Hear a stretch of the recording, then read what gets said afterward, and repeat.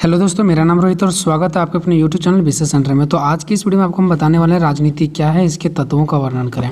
हो सकता है यही क्वेश्चन आपको चेंज करके दे सकता है कि राजनीति का अर्थ, परिभाषा और इसके आवश्यक तत्वों का वर्णन करें या मुख्य विशेषताओं का वर्णन करें। ठीक है, तो आंसर आपका सेम होगा, चाहे क्वेश्चन इधर या उधर किसी भी प्रकार से घुमा के दे दे। ठीक है, ये जो क्वेश्चन है वो सेमेस्टर 2 IRC पॉलिटिकल साइंस वालों के लिए इंपॉर्टेंट है, और अगर आप कोई दूसरे स्टूडेंट देख रहे हैं तो आपके लिए भी इंपॉर्टेंट है, क्योंकि जिन भी सारे स्टूडेंट को राजनीति के बारे में पढ़ना पड़ता है, जिनका राजनीति के बारे में सिलेबस है, उनके ये क्वेश्चन जरूर पढ़ के जाना चाहिए, उनके लिए इंपॉर्टेंट क्वेश्चन होता है।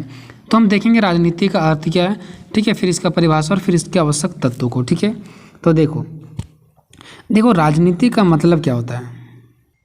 राजनीति का मतलब सिर्फ ये नहीं होता है कि कोई भी नेता को एक पद मिल जाता है, एक कुर्सी मिल जाता है तो उस पर वो शासन करता है, वो अपना राज्य करता है, बस यही राजनीति का। ऐसा नहीं होता है। ठीक है, राजनीति का मतलब ये होता है कि वो एक समाज के विकास के लिए, अपने देश के विकास के लिए, अपने राज्य के विकास के लिए एक निश्चित उद्देश्य के लिए जो वो पद ग्रहण करता है। ठीक है, ऐसा नहीं, जब वो पद ग्रहण करता है तो उस टाइम वो कुछ उद्देश्य के लिए ग्रहण करता है। आप लोग देखते होंगे कोई नेता कोई कि हम जीतने के बाद ये करेंगे वो करेंगे, तो आखिर उसको राजनीतिक में क्यों धकेला जाता है? ताकि वो हमारे समाज के विकास कर सके। ठीक है, तो राजनीति का मेन उद्देश्य यही होता है कि वह कुछ ना कुछ उद्देश्य के लिए क्या करते हैं, कार्य करते हैं। ठीक है, तो देखो राजनीतिक जो वो दो शब्दों का एक समूह है, राज प्लस नीति, है ना।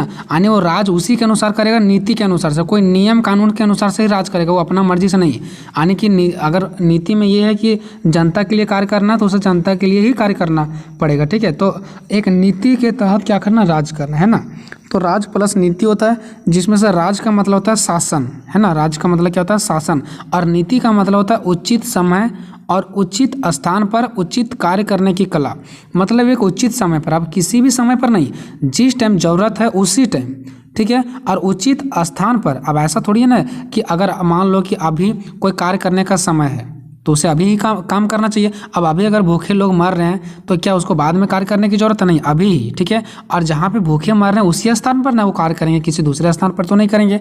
तो उचित समय पर और उचित स्थान पर ही और उचित कार्य करने की कला, ये नहीं कि जैसे तैसे कोई कार्य, एक अच्छे कार्य करने की जो कला होता है ना, वही उसी को हम लोग बोलते हैं राजनीतिक। अब जिसके पास ये कला नहीं है वो राजनीतिक नहीं हो सकता। ठीक है, अगर इसके मतलब भी नहीं समझा तो आगे भी देखो।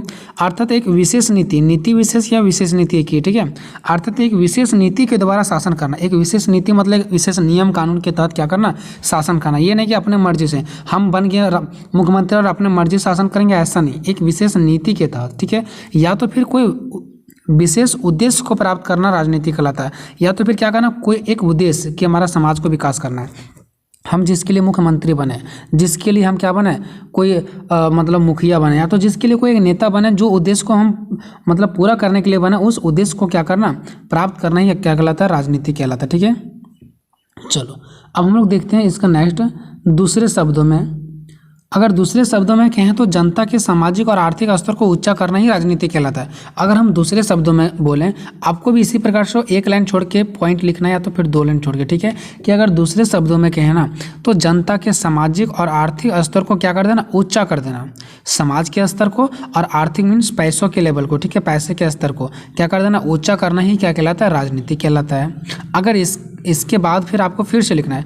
अगर हम सरल शब्दों में कहें तो शासन में पद प्राप्त करना और सरकारी पदों का उपयोग करना राजनीति कहलाता है। अगर इससे भी सरल भाषा में कहें तो शासन में पद प्राप्त करना, शासन मतलब आप लोग समझ रहे हैं, सारे नेता शासन कर रहा है। ठीक है, तो सरल शब्दों में अगर कहें तो शासन में पद प्राप्त करना, ठीक है, पद प्राप्त करते हैं और सरकारी पदों का उपयोग करना, वो सब फिर क्या करता है, सरकारी पदों का उपयोग करते हैं, ये हमारा राजनीति कहलाता है। ठीक है, आगे नेक्स्ट पॉइंट देखो।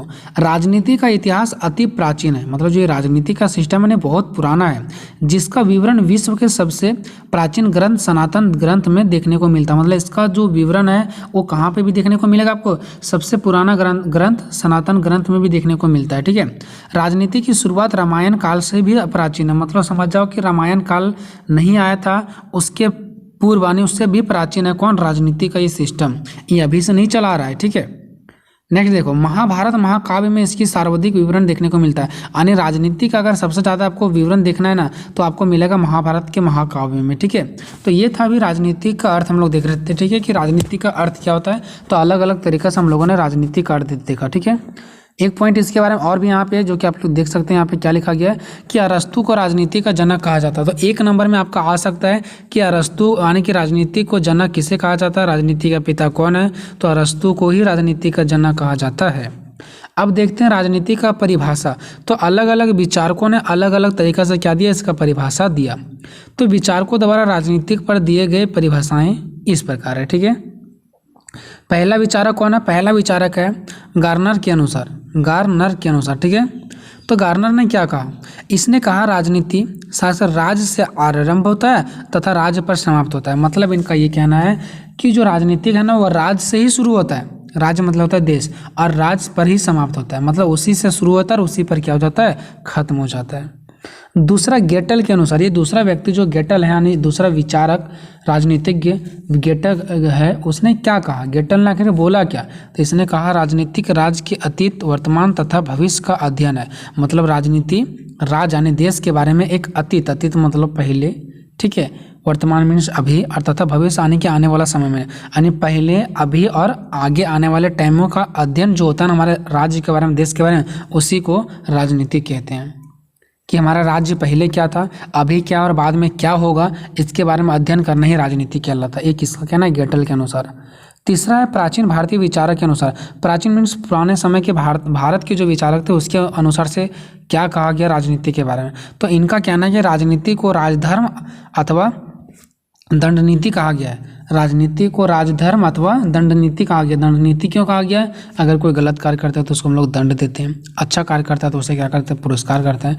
तो प्राचीन भारतीय विचारक के अनुसार कहा गया कि जो राजनीतिक है ना वह राजधर्म अथवा दंड नीति कहा गया। क्यों, यानी कि प्राचीन भारत के समय राजनीति का अर्थ राज्यों का अध्ययन करना नहीं था। मतलब अगर हम भारतीय विचारों के अनुसार से देखें तो राजनीति का अर्थ राज्यों का अध्ययन करना नहीं था, बल्कि राजधर्म और दंड नीति था। क्या था, राजधर्म और दंड नीति था। तो ये हो गया तीसरा। चौथा देखो, कम से कम आप लोग 2 या 3 याद रख लेना। यहाँ पे मैंने 4 परिभाषा बता दिया, ठीक है, पहला, दूसरा, तीसरा, चौथा। चारों में से आप कोई 2 या 3 आप लोग याद रखेंगे तब भी चलेगा, ठीक है। चौथा क्या है, जैक्स के शब्दों में, जैक्स ने क्या कहा, इसने कहा राजनीतिक अध्ययन का वह भाग है, यानी जो राजनीति है वह अध्ययन का वह भाग है। राजनीति अध्ययन का वह भाग है जो राज्य और सरकार का अध्ययन करती है। राज्य मतलब हमारा देश, और सरकार मतलब जो देश में शासन कर रही है सरकार, उसका अध्ययन करती है, वही क्या कहलाती है, राजनीति कहलाता है, ठीक है। अगर सिंपल शब्दों में समझे तो भारत और प्रधानमंत्री का अध्ययन करना क्या कहलाता है, राज्य कहलाता है, राजनीति कहलाता है, ठीक है। अब देखते हैं राजनीति के आवश्यक तत्व कि राजनीति का आवश्यक तत्व क्या होते हैं, ठीक है। तो देखो राजनीति का आवश्यक तत्व, तो राजनीति के विभिन्न तत्वों का वर्णन निम्नानुसार है, मतलब निम्नलिखित दिया गया है, ठीक है। पहला क्या है, सत्ता और सत्ताधारी। पहला पॉइंट आपको डालना है सत्ता और सत्ताधारी, बस पॉइंट याद रखना है, बाकी इधर आपको एग्जाम में अपने से एक्सप्लेन कर देना, इतना रट के नहीं जाना है। बस इसका तत्व को याद रखना है कि राजनीतिक का जो आवश्यक तत्व, पहला क्या हमारा सत्ता और सत्ताधारी, दूसरा क्या नीतियाँ, और आगे भी मैं आपको बताऊँगा, बाकी इधर समझ के आपको खुद एक्सप्लेन कर देना है, ठीक है। देखो सत्ता का मतलब हो गया समझो कुर्सी, और सत्ताधारी का मतलब हो गया जो कुर्सी पर बैठा हुआ है, ठीक है।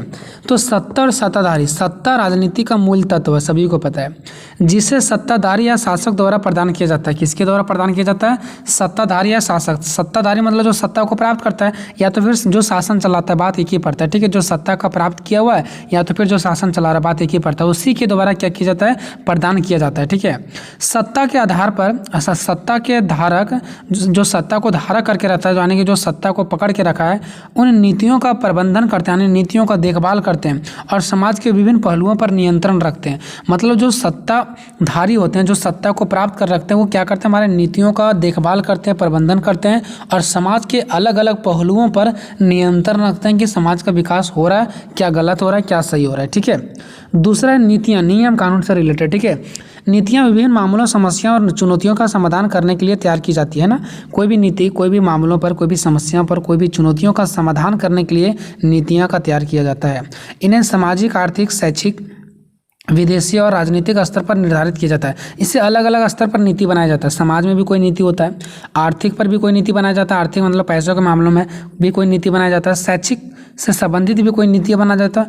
अगर विदेशी के मामले में देखें कि विदेश के मामले में हमारे देश से दूसरे देश के अंदर नीति, तो अलग अलग देशों के बीच में भी कोई ना कोई नीति बनता है, ठीक है। और राजनीतिक स्तर पर भी कोई ना कोई नीति बनता है। तो नीतियाँ अलग अलग मामलों पर इसलिए बनाया जाता है ताकि कोई भी अगर मामला हो, कोई भी समस्या हो, कोई भी चुनौती हो, तो उस पर समाधान प्राप्त किया जा सकता है, ठीक है। तीसरा सार्वभौमिकता। सार्वभौमिकता मतलब होता है सभी को, ठीक है, सार्व मीन्स सभी को, ठीक है।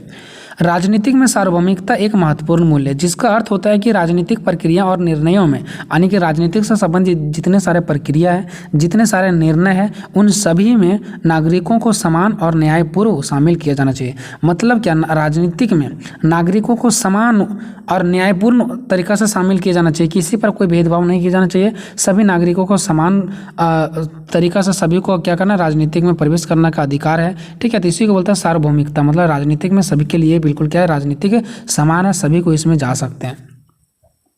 चौथा, न्यायप्रियता।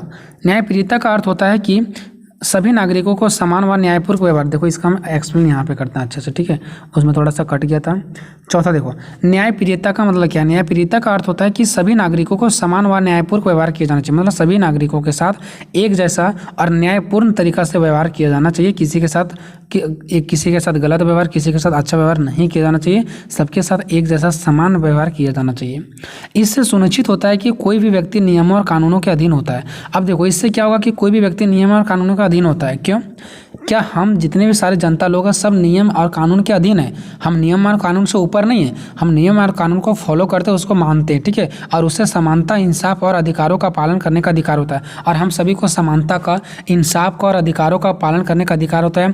तभी तो देखो हम लोग अच्छे करेंगे तभी हमारे प्रति भी अच्छा किया जाएगा। अगर हम कानून के खिलाफ होते हैं तो हम क्या हो जाएंगे, एक अपराधी, दंडनीय हो जाएंगे, ठीक है। तो न्यायप्रियता का मतलब होता है कि सभी व्यक्तियों के साथ समान व्यवहार करना, लेकिन आपका भी एक फर्ज है कि आपको भी नियम कानून को क्या करना पड़ेगा, फॉलो करना पड़ेगा। ऐसा नहीं कि आप नियम कानून का से बाहर जा रहे हैं तो आपको फिर कोई साथ नहीं दे सकता, फिर आपके साथ गलत हो सकता है।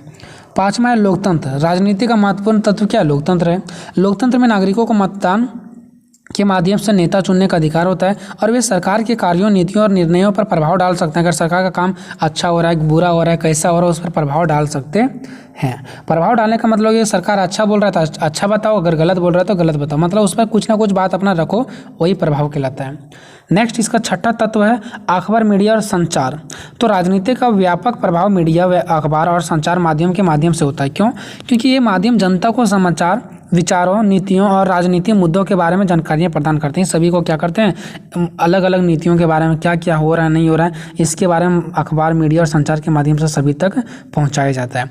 तो ये 6 मैंने तत्व देखा। ये वीडियो आपको कैसा लगा आप लोग कमेंट बॉक्स में जरूर बताना, और आगे कौन सा वीडियो आपको चाहिए वो भी आप लोग कमेंट बॉक्स में जरूर बताना, ताकि मैं आवश्यक आप लोगों के लिए वीडियो लेकर के आ सकूँ, ठीक है।